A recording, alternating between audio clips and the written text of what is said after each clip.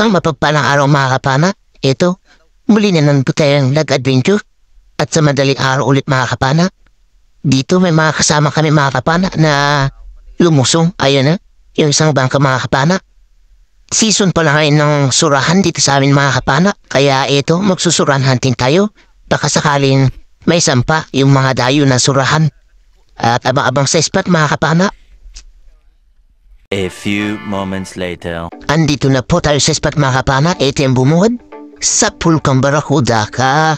Isang barakuda yung sumalubong sa atin mga kapana. Pababa pa lang tayo. At ito, malaki na rin mga kapana. Mga 1 kilohin na ito mahigit. Salamat. Magandang buwan naman mga kapana. Isang barakuda. Napakasarap nito mga kapana sa simikang, prito, or sa kinilaw.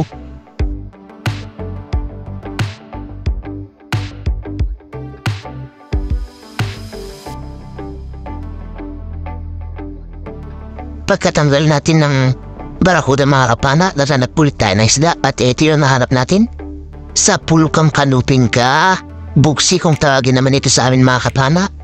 Emperor fish sa English. Hanap ulit tayo mga kapana.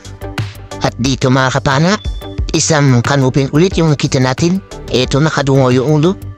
Sa pulkang kanuping ka, maganda yung patama ulit natin mga kapana. Headshot na naman.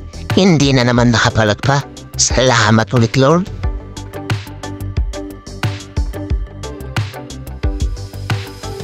At sumunod na nagpakita mga kapana. Ito isang lipti or bibiran. Ayun tinamaan natin mga kapana. Hindi lang natin napuruhan. Masarap naman ito sa tinola mga kapana o kaya sa simigang. Dito naman mga kapana, meron tayo nakita. Isang dalagang dagat na kumaripas. At eto siya mga kapana. Nandito lang pala nagtatago. Sa pulkang dalagang dagat siya. Kabasi naman kung tawagin ito sa amin mga kapana. At napakasarap naman ito sa prito at kinilaw. Salamat Lord. Dito naman mga kapana, nakakita tayo ng pangit na isda. Pero eto, palabasin natin mga kapana at titingnan niyo kung anong isda ito.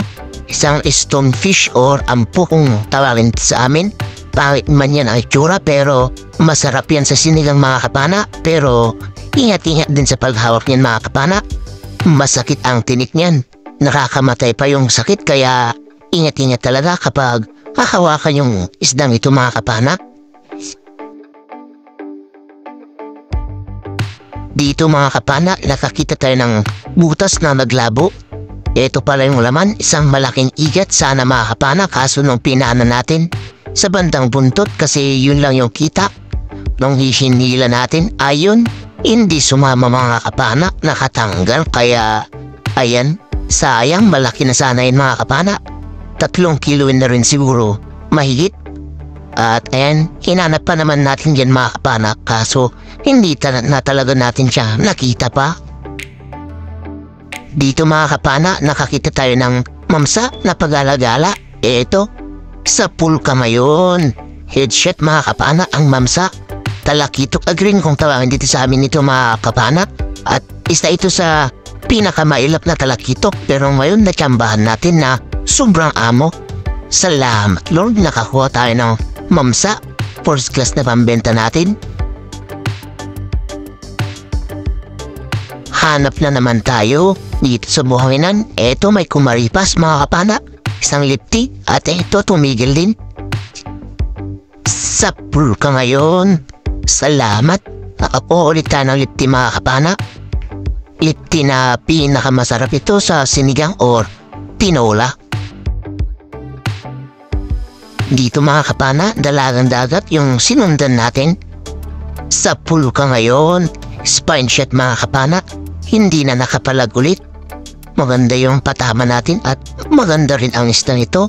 Malapad-lapad na dalagang dagat or kabasi dito kung tawagin. At dito mga kapana sa butas, meron tayong nakita na pumasok na isda. At tinignan natin mga kapana, isa pala itong maray kung tawagin dito sa amin or Maurice perch sa English. At eto, papanayin na natin mga kapana. Ayan, tingnan natin kung saan banda yung spine niya. At ayun, tinamaan natin mga kapana yung gitna tinik niya. Kaso nung hinugot natin, hindi siya sumama mga kapana. Hindi pala naitagos yung bala ng shot natin. Kaya ito, nag-second shot tayo dito mga kapana. Pero lumabo na, kaya ito, ginamitan natin ng palad natin mga kapana at ginawang pamaypay para mapalinaw natin yung butas na lumabo. At ito mga kapana, kunting tiis lang para luminaw itong butas na ito para makita natin yung isnam yun. At ito mga kapana, nakita natin yung buntot pa at ito, nangingisay na mga kapana kaya pinanault natin dito. Ayan na mga kapana, ayun, yung second shot natin mga kapana, tinamaan din natin. At sana mailabas na natin ito para ang sa ganun ay may pambenta na naman tayo na first class.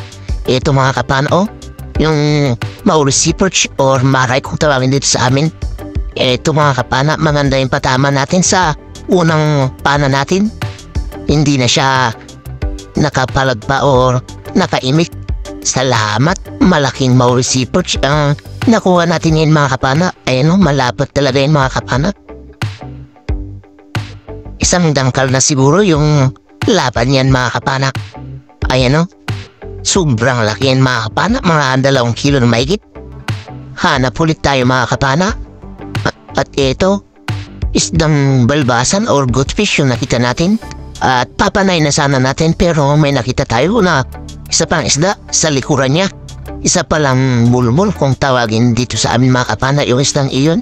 Kaso hindi natin pinana. At dito ako sobrang nagulat mga kapana, biglang sumalubong ito.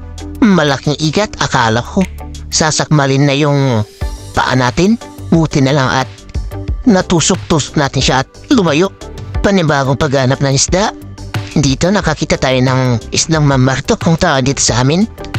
Ordingas. Sa puluka ngayon, ito yung kumikislap yung mata mga kapana kapag nailaw na flashlight. At masarap din na ito na pang ulam. Dito naman mga kapana, meron tayong nakita. Surahan na nandito sa butas. Ito pinasok natin yung flashlight at camera natin mga kapana kahit sobrang sikip. Ayan siya mga kapana malaki. Kaya ito papanay na sana natin mga kapana kaso biglang tumago. Hindi na natin siya nakita mga kapana kaya tinignan natin dito sa kabilang butas. Baka sakaling nandito siya.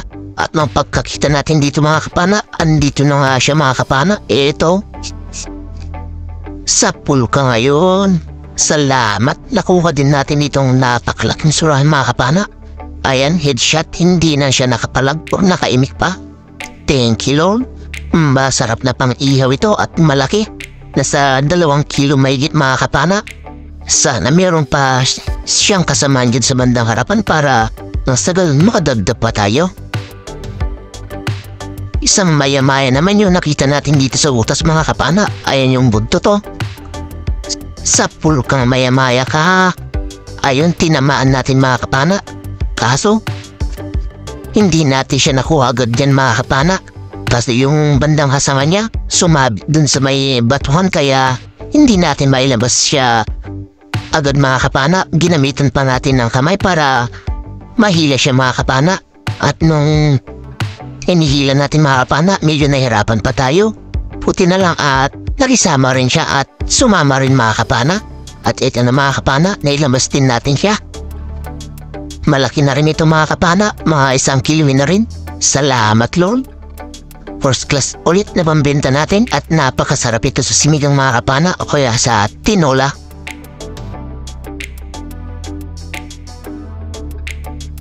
Hanap ulit tayo dito sa buhanginan. Eto, good fish na naman yung nakita natin mga kapana. Sa pulka ngayon, good size na rin ito ng good fish or timbungan.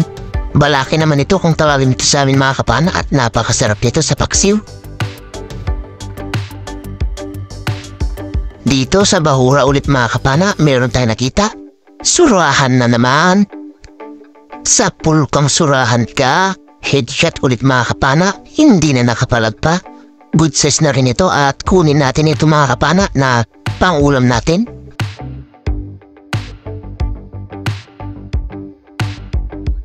at isdang pang-ihaw ulit yung nakita natin mga kapana. Sa pulukang pang-ihaw ka, sibil kung tawagin ito sa amin mga kapana. Headshot, hindi na nakapalat pa. Salamat, meron na kasama yung surahan natin na iihaw natin bukas. At dito mga kapana, nakakita ulit tayo ng pangit na isda or stonefish. Ito palabasin ulit natin siya mga kapana. Bago natin siya panahin, baka matusok kasi tayo mga kapana. Napakasakit pa naman kung makatusok nito. Ayun sa pool mga kapana, headshot. Napanganga na lang siya nung napana natin. Salamat, meron na siyang kasama. Yung unang nakuha natin at ito, ibibigay natin ito sa ninong ko at ito na rin yung huli na pana natin. At ito na mga kapana, nakaahon na po tayo at pauwi na rin po tayo kasi ito maliwanag na, pasikat na po yung araw. Shoutout nga po pala kay Ma'am Rosana Villarhermosa at anak niyang si Chester Villarhermosa from Davao City. Shoutout din po kay Tito Robert Macadenden from Talugtog, Nueva Ecija. Shoutout din kay Dennis de la Cruz and family from Nay Cavite. Shoutout din po kay Danilo Adalim and Shoots Friends Adalim ng Santa Rosa, Nueva Ecija. Shoutout din po kay Lori Abidal from Mountain Province. Shoutout din po kay Johnny Gawat from Ilocos Sur, Candon City. Shoutout din po kay Augusto Rimoto. Shoutout din po kay Pedro Biromeo. Shoutout din po kay Rogelio Soriano from Poland. Shoutout din po kay Felix Lumugdang and family from Parañaque City. Shoutout din po kay Marcelo Bernaldez from Quezon City. Shoutout din po kay Manuel Domingo from Apayao Province. Shoutout din po kay Arlene Jamis. Shoutout din po kay Romeo Alcones at family Alcones dyan sa Tacligan, San Teodoro, Mindoro. Shoutout din po kay Ikril Bada from Mapuntawi-Tawi. Shoutout din po kay Joel Supapo from Cainta Rizal. Shoutout din po kay Ma'am Ann Yurong ng Kuwait. Shoutout din po kay Zen Zalonga. Shoutout din po kay Raymond Berdan. Shoutout din po kay Toto Condes at Condes family from Agape. Shoutout din po kay Pablo Alaw ng Parañaque. Shoutout din po kay Nixon Nichon ng La Union. Shoutout din po kay Annabel Magalona. Shoutout din po kay Edward Banyel. Shoutout din po kay Jomar Balispin. Shoutout din po kay Dennis Espinosa from Pagatpat, Santa Cruz, Zambales. Shoutout din po kay Romeo Baril ng La Union. Shoutout din po kay Pancho Pantino from Rapu-Rapu, Albay. Shoutout din po kay Rex Castueras Dairot ng Batangas. Shoutout din po kay Rafael Lutela at asawa niyang si Jenna Manto at Lutela family. Shoutout din po kay Jimmy Bayona at anak niyang si Fem Bayona. Shoutout din po kay J. Magalieno.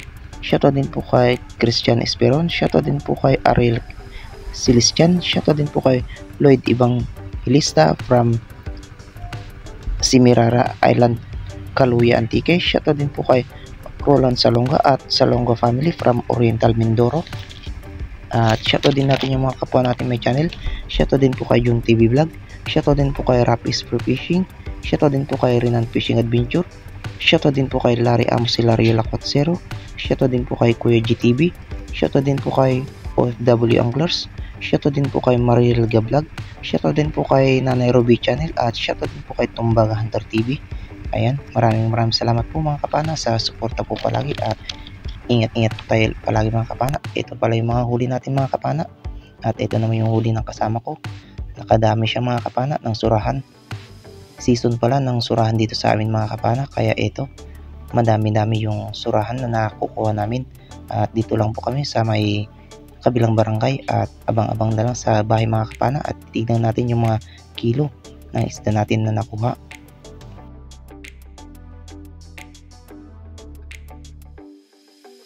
A few moments later. So mapagparang umaga mga kapana, andito na po tayo sa bahay at ito yung na po yung mga nakuha natin isda. Ayan mga kapana, ilang piraso lang pero ayos na rin yan mga kapana, sulit na rin kasi mayroon tayong malaking surahan. At nakuha na rin pala natin yung mga pang-ulam natin din mga kapana na 2 stonefish, isang surahan at isang sibil. Ayan yung unang sarang sa first class natin mga kapana. 1.8 yung unang sarang sa first course natin at ito naman yung sari-sari natin mga kapana. Pukunti nga lang pero ayos na rin yan mga kapana. At ito 2.4 mga kapana yung sari-sari natin at ito naman yung Maori Sea Perch natin mga kapana o maray. Umabot din pala ito ng 2.25 kilos yung Maori Sea Perch natin mga kapana. Ayos na rin yung mga kapana, malaki na rin pala. At ito naman yung Barakuda natin mga kapana. Ayan. 1.4. At ito na yung surahan natin mga kapana na malaki. 2.5. Ayan, sa mga pagpalang hapon mga kapana, bali ito na yung mga nakuha natin kagabi ng madaling araw. Yung surahan natin mga kapana, 2.5. Yung sari-sari natin, 2.4. Yung mauri natin, 2.25. First class natin, yung maya-maya at tribali, 1.8. Yung barakuda natin, 1.4. Kaya 10.3 kilos lahat yung pinatimbang na pinabenta. At ulam natin, 2.6. Kasama na yung dalawang stonefish, kaya 12.9 kilos lahat yung huli natin. Ito yung bay na isda natin mga kapana, 2,472. Sa kasama ko, 4,128. Madami siyang nakuha mga kapana na surahan, kaya ayan yung bay na isda niya. Bali 6,600 yung bay na isda namin na dalawa, minus 325 mga kapana na gasolina at gastos. Ayan, 6,275 yung natira. Pinag-apat namin, dalawa kami na nagsisid, isang bangka at isang taga-sagwan, kaya 1,560 yung paratihan namin mga kapana. Ayos na yun mga kapana, malaking tulong na yun sa pang-araw-araw natin na gastusin. At ayun, hanggang dito na lang muna yung episode natin mga kapana. Hanggang sa susunod na adventure natin, ingat-ingat na lang po tayo palagi mga kapana. God bless po sa ating lahat. Bye bye po mga kapana.